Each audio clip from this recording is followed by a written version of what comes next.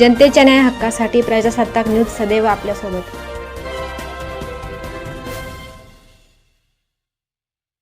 Doctor Tanveer Deshmukh व ज्ञानेश्वर राक्षे समाजभूषण पुरस्काराने सन्मानित. 24 ऑगस्ट रोजी अहिल्यानगर येथे माऊली संकुल सभागृह सावेडी येथे सरपंच सेवा संघ या संस्थेच्या वतीने राज्यस्तरीय सन्मान सोहळ्याचे आयोजन करण्यात आले होते. सरपंच सेवा संघाच्या वतीने राज्यभरातील विविध क्षेत्रात काम करणाऱ्या अलौकिक अशा समाज बांधवांचा सत्कार करून ते कार्य करत असलेल्या त्यांच्या विभागातील कार्याची दखल घेऊन त्यांचा सत्कार करून त्यांच्या पाठीवर शाबासकीची थाप देऊन त्यांना पुरस्कृत करून त्यांच्या कार्याचा गौरव करण्याचे असाधारण असे काम सरपंच सेवा संघाचे सचिव श्री बाबासाहेब पावशे व आदरणीय यादवराव पावशे करत आहेत. सामाजिक क्षेत्रातील योगदानाबद्दल समाजसेवेबद्दल राहुरीचे डॉक्टर तन्वीर देशमुख व संगमनेरचे ज्ञानेश्वर राक्षे यांना राज्यस्तरीय समाजभूषण पुरस्कार देऊन त्यांच्या कार्याचा गौरव करण्यात आला. यावेळी सरपंच सेवा संघ महाराष्ट्र राज्य या संस्थेचे सचिव श्री बाबासाहेब पावशे, आदरणीय यादवराव पावशे तसेच उज्जैन येथील श्री महंत डॉक्टर श्रीकांतदास धुमाळ महाराज, महाकाल भवन शिर्डी लोकसभेचे खासदार श्री भाऊसाहेब वागचौरे व विविध क्षेत्रातील प्रतिष्ठित मान्यवर तसेच प्रजासत्ताक न्यूज या चॅनेलचे सलीम शेख यांच्या प्रमुख उपस्थितीत हा पुरस्कार प्रदान करण्यात आला. कशा पद्धतीने काम करू शकतो आणि गावाचा कायापालट कशा पद्धतीने करू शकतो याची जाणीव सरपंचांना व्हावी आणि सरपंचाने अशा गावांना भेटी देऊन आपल्या गावाचा विकास केला पाहिजे. कारण आपण देश बदलायला निघून चालणार नाही, आधी आपल्याला गाव बदलावं लागेल. आपण भाग्यवान आहोत की आपल्या गावामध्ये एक निसर्गाचा वारसा आहे, नद्या नाले आहेत. चांगल्या चांगल्याला जमत नाही, कारण चांगल्याला चांगलं म्हणायसाठी आपण चांगलं असावं लागतं आणि पावसे पाटील हेच चांगल्या चांगल्याला जमत नाही. आणि म्हणून आपण राज्यामध्ये हा कार्यक्रम घेताय.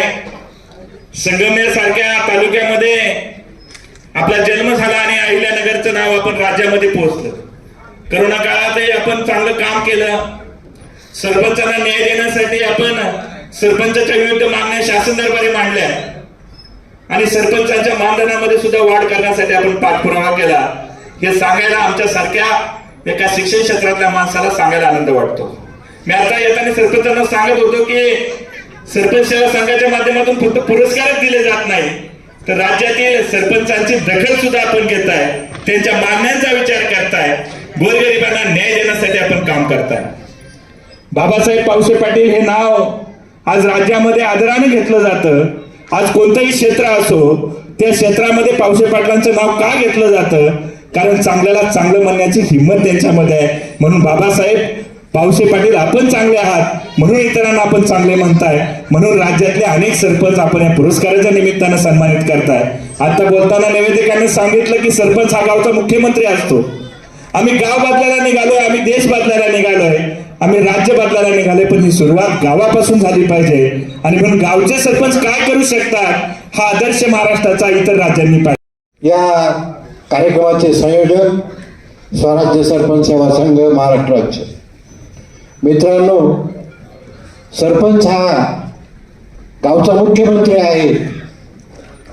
ज्याप्रमाणे महाराष्ट्राच्या मुख्यमंत्र्याला जेवढं काम करावं लागतं तेवढंच काम सरपंच बंधूला करावं लागतं. आणि तो सकाळी 6 वाजल्यापासून तर रात्री 10 वाजेपर्यंत गावच्या विविध कामांसाठी तत्पर असतो.